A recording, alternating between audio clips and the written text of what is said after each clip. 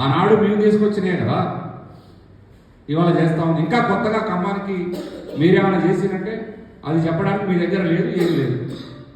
3 సంవత్సరాలు అవుతుంది గవర్నమెంట్ వచ్చి, ఇవాళ గుర్తొచ్చింది మీకు ఖమ్మం నగర అభివృద్ధి. తీరా కేటీఆర్ గారు ఖమ్మంలో అడుగు పెడుతుంటే మీరు పోయి ఖమ్మం నిధుల కోసం కార్పొరేటర్లతో కలిసి ముఖ్యమంత్రిని నిధులు అడగడానికి పోతారు 3 సంవత్సరాల తర్వాత. ఇవాళ ఖమ్మంలో ఒక వీధి లైట్ పోతే మార్చేటువంటి పరిస్థితులు లేదు కార్పొరేషన్. పోయిన వీధి లైట్నే వేయలేని పరిస్థితిలో ఉన్నారు మీరు.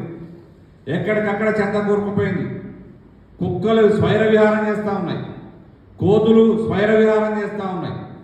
మేము సుందరంగా పార్కులు తీర్చిదిద్దితే, పార్కుల్లో వాకింగ్ ట్రాక్లు వేస్తే ఇవాళ మహిళలు వాకింగ్ పోయలేని పరిస్థితిలో ఉన్నారు. ఇవాళ ఈ ఖమ్మంలో కోతుల పెడతారు. మీరు వాటిని కూడా నివారించలేకపోతా ఉన్నారు. మేము వాకింగ్ ట్రాక్ చుట్టూ వేసిన లైట్లను కూడా వెలిగించలేని పరిస్థితిలో ఉన్నారు ఇవాళ మీరు. ఇవన్నీ చెప్తే మీరు జీర్ణించుకోలేరు. పైగా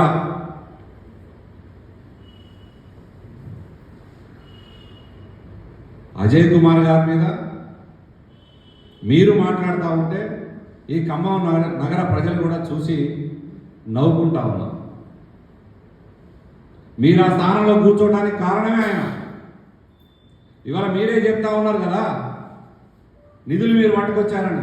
నిధులను ఏ విధంగా అయితే పట్టుకొచ్చిండో పువ్వాడ అజయ్ కుమార్ గారు ఒకరిని న్యూజిలాండ్ నుంచి ఇంకొకరిని గుంటూరు నుంచి పట్టుకొచ్చింది కూడా ఆయనే.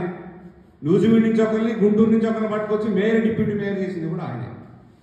మరి అది మర్చిపోయారా మీరు? మరి కాదా?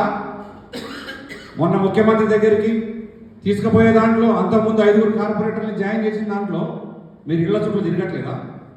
ఎక్కడున్నారు అని చెప్పి కొడుకు బయట ఉంటే తల్లి కాడ కూర్చోవటం, భర్త బయట ఉంటే భార్య కాడ కూర్చోవటం, మంతనాలు చేయటం, ఫోన్లు చేసి ఎక్కడున్నావు నిన్ను కలవాలని చెప్పడం, అడగటం, ఎమ్మడబడి మరి తీసుకుపోయారు కదా. మరి దాన్ని ఉద్దేశించి అన్నాడు పువ్వాడ అజయ్ కుమార్ గారు బిచ్చగాడలా బొచ్చ పట్టుకొని బిచ్చం ఎత్తుకుంటారు. దాంట్లో తప్పే ఉంది. ఇవాళ కార్పొరేషన్లో మీకు గతి లేదు. మా కార్పొరేటర్లని లేకపోతే మా దగ్గర ఉన్నటువంటి నాయకులు తీసుకుపోయి నిలబెట్టుకునే పరిస్థితిలో మీరు ఉన్నారంటే మీ దగ్గర క్యాడర్ లేకనే కదా, మీ దగ్గర నిల్చోడానికి కార్యకర్తలు లేకనే కదా మా వాళ్ళని తీసుకుపోయేది. మరి మా నాయకులతో ఏం పని?